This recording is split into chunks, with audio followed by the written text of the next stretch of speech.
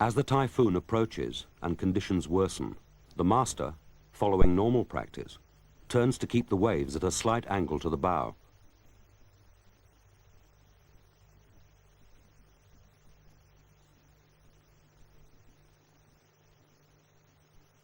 The vessel begins to take heavy waves of increasing frequency and intensity over the bows.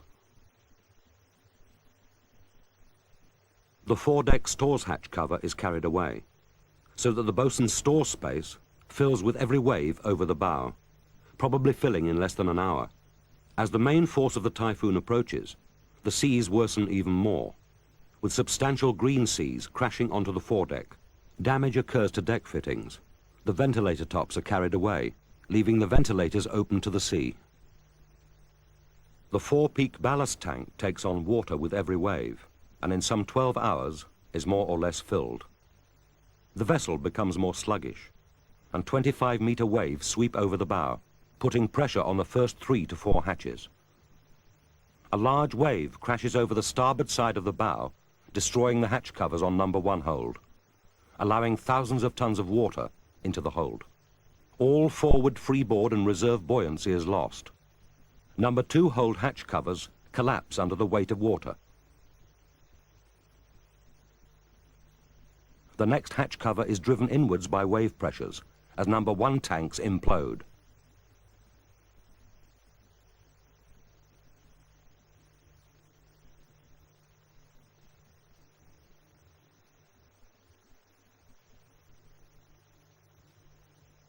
This process rapidly dominoes along the length of the vessel, becoming increasingly violent as the ship slips below the seas and the angle increases.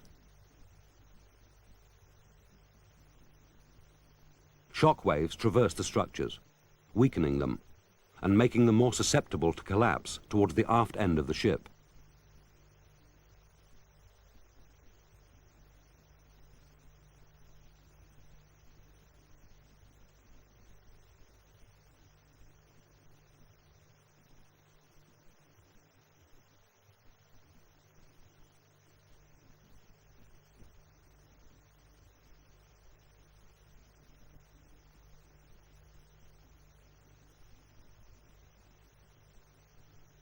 Implosions at the forward end of the slop tanks rupture the engine room structures. The pump room and part of number 9 hold, and the weight of the engine, tear out the double bottom. The stern immediately fills, sinking below the surface. The accommodation, already seriously damaged, separates below the surface. The time elapsed between the collapse of number 1 hold hatches and the sinking of the stern is about 2 minutes.